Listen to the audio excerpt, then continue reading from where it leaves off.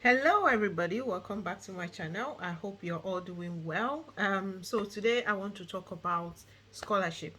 So there is this scholarship that is currently out, and I'm sure you've heard about it. It's the Chevening scholarship in the UK. So right now the Chevening scholarship is open. It has actually been open since somewhere early this month, and it's going to close by 2nd of November. So that means we still have major parts of September and October to work towards getting your Chevening scholarship application in. So I want to talk generally about what is Chevening scholarship, some terms and conditions, how to apply, and everything else that can help you make your application stand out. Let's get to it. Okay, so like I did say, we're going to talk about Chevening scholarship. So pen and paper and everything ready. So for the Chevening scholarship, it is a scholarship that is funded by UK government, and that means the UK government offers this scholarship to applicants from across countries in the world, and you are able to come to the UK to study for your scholarship. Now, how the Chevening scholarship work is that the Chevening program is in collaboration with different universities. So what happens is, first of all, it's not like Commonwealth shared scholarship, of course, but what happens is you get admission into these UK universities, and then you use your Chevening scholarship as the funding source to help you fund that master's program. They are only funding master's programs for international applicants. So, that being said, what are the requirements for Chevening scholarship? Obviously, the general requirements for postgraduate application does apply, which one of them would be your PhD. Did I say PhD? Excuse me. So, obviously, which one of them will be your BSc certificate, your international passports, transcripts, IELTS if needed, or your master's, your WAEC results, or NECO for those in Nigeria and other countries. You would have equivalent English certification that are accepted. Obviously, the universities, once the university give you the admission, then you can use this to apply for that scholarship. Well, you can also do it the other way around, right? You can apply for Chevening scholarship and then apply to universities, and then you update your profile on their portal once you get unconditional offer. The one of the requirements is that you have to have unconditional offer by the time selection is being done. So that means you need to work towards unconditional offer, and I think that's around February of 2023 for you to get your Chevening scholarship unconditional offer ready. Your Chevening scholarship selection.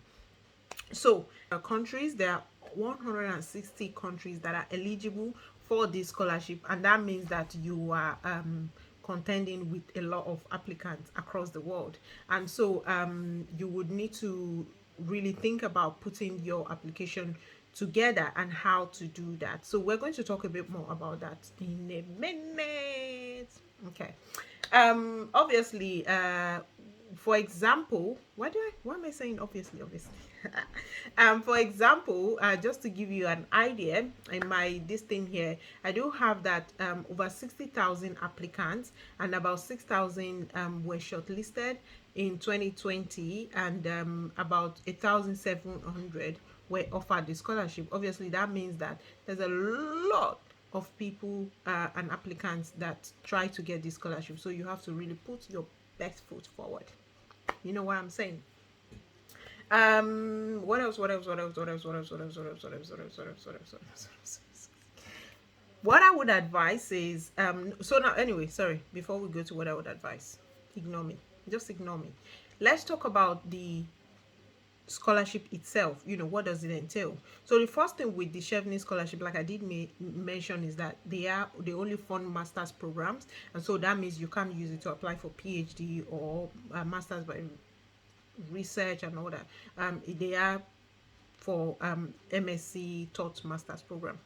The next thing to talk about is the fact that once you are ready to apply, you go to the Chevening scholarship website, their portal. So all you have to do is to go on Google and type on www.chevening.org, I believe, and you should .gov, sorry, and you just search Chevening on Google, and you should get the portal. Once you go on there, you go on the apply for scholarship. Right now, because the scholarship is open, you would be able to apply. There are some conditions that are part of the Chevening. Obviously, you shouldn't have studied in the UK or abroad, as the case may be, and it should, because it's focused on those that actually need the funding to be able to actualize their study abroad dreams. Another thing is that you should have 2 work years experience. Obviously, for those that are in Nigeria, why do I keep saying obviously? For those that are in Nigeria, you most likely would have 1 year, which is the NYC program time. So that can add up, and then you can have maybe another 1 year. So it's good to have the more your work experience years, obviously the better. But at least 2 years work experience would be nice.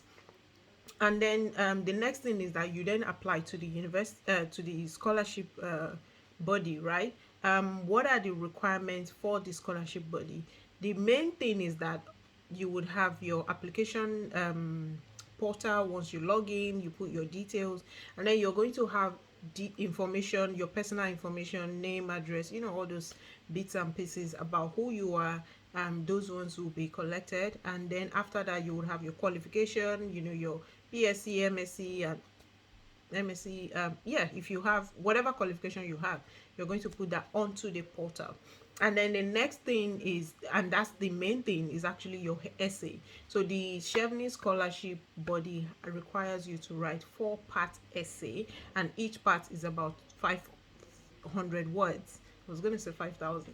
So each part is about 500 words. And so for each 500 word, you are going to explain why you should be given that scholarship funding. So obviously, don't say obviously again, else you'll be in trouble. So you the essay have each they have different title, and so you are supposed to write to the title of that essay. So for each essay, like I said, there are 4 of them. For each part of the 4 essays, you would write towards the theme of that essay. And hopefully when all of that is done, you submit you also need recommendation letter. I believe you need 2 recommendation letters. Should have to confirm that. But once you have that submitted, hopefully that would be acknowledged, and then that would give you that slot in terms of the application slot. So the next phase will now be the selection process. So you would obviously try. Did I say not to say obviously again? So naughty. So you would need to apply. If you haven't applied for a master's program in selected university, then that means after the application for the Chevening, you could actually go back and apply for the admission, unconditional admission. You can apply to 3 universities, and I will please encourage that you apply to 3 universities, or at least 3 different courses to increase your chances. So once you do that, you have your application, your admission secured. Then you will go back into the Chevening portal and and submit your unconditional offers. They are not going to give you the scholarship without unconditional offer, at least one unconditional offer. And I mean, let's be truthful here. For you to apply to UK universities, you will literally get your admission in. Obviously, it's getting a bit more. Did I say not to say obviously? I did. I think I need to start paying 10p for each, obviously I say. So it does happen that somehow UK universities are a bit slower than usual, and mostly because they now have a lot of application to walk through. So I would advise you apply to selected university as soon as possible. You should know that you don't just apply to any university. You have to be strategic about the universities that you're going to the university you're going to pick. And I think we can talk a lot more in that regard. So what I would advise for you is try and look at, first of all, look at universities that are huge applicant recipient for the scholarship. So they do post it. If you go to the Chevening website, there's that report. They have like a yearly report of applicants that have been selected by different universities. So look at the universities that are listed in that report and try and see which university are taking more applicants. I think that would be one thing I would want to encourage.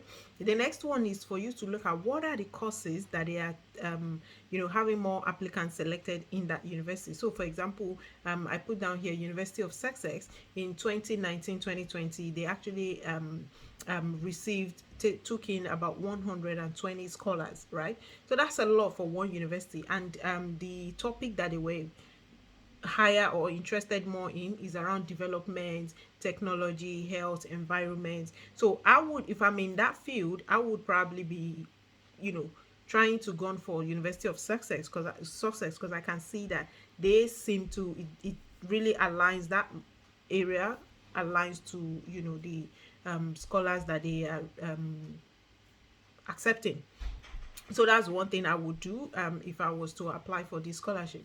The other thing is that I would also think about selecting the two other universities. So one university will probably be based on recipient number for that scholarship. The other reason why I would select a university will probably be those high-ranking university. You want to select at least one of them, maybe those university you could say like Russell Group kind of university, and then the other one, the last, the yeah, you could say the last one. I would probably select a university that I'm quite certain that not certain, but those universities that may be mid or low ranking in terms of their student satisfaction and the rest, so that I give myself good chance I can hopefully get a high ranking university, because it's going to be fully funded. Imagine if you have the qualification and everything you need to get into Oxford or Imperial College or Cambridge, and you have sold yourself short by not applying to them, and then you go to a lower university. I'm not going to mention it. So maybe try and give one to those Russell or high ranking universities, one to maybe a mid or low level university, and then one to a university that you think is quite interested in your area of field of research, or just your field in general. So that would be my advice in selecting the three universities that you're going to apply to. So I think for now, obviously, another obviously, okay, my fee is getting higher by the day. So I don't want this to be too long, so what I'm going to do is I'm going to stop here, and then the next video that's going to follow this will now talk about the 4 essay, because that's like the key part of Chevening scholarship. Oh, I didn't tell you about the benefits. I should have said that. That's like the juicy part in it. So the first thing about the benefits, or would I say the benefits, or yeah, sort of like the benefits, or the what the award actually entails. The first one is that you're going to get full, obviously, I said it again, but this time around it's justified. Obviously it's justified this time around. Okay, obviously you're going to get full tuition fee waiver. You're going to get monthly stipend. You're going to get what's that thing, flight. Yeah, this is my flight. You're going to get flight fee cover into the country and outside the country, and away from the country as well. I believe you're going to get visa and all these other application fee covered as well. The only thing to mention, which is a downside to this scholarship, is that you have a clause. You have few clauses, but the main ones is that first one is you would have to go back to your home country once you finish your program, and that might not be fun for some people, but for me, I would always say it's better to have that than to have nothing at all. You can always push to come back out. If you've come back once, you could come out once, you can most likely come back again, or arrange yourself and go to somewhere else. I mean, it's just seize the opportunity first, and then you think about the next step after that. I think the other thing to also mention, sorry, the other thing to also mention is that you would be required to be part of their, obviously, again, you'll be required to be part of their alumni group, and you may be required to volunteer for them in terms of some alumni activities that they would expect that you do as a Chevening scholar. And I think those are like the main ones. Everything else can be checked on the website. When we come back, I'm saying like I'm talking, this is like I'm on a TV show where I'm like, when we're gonna go for a break, but when we come back, we're going to now delve into the scholarship essay, which is the main thing that hopefully will win your panel over. Yeah. Okay. Thank you so very much for listening. I will see you in the next video. Bye bye.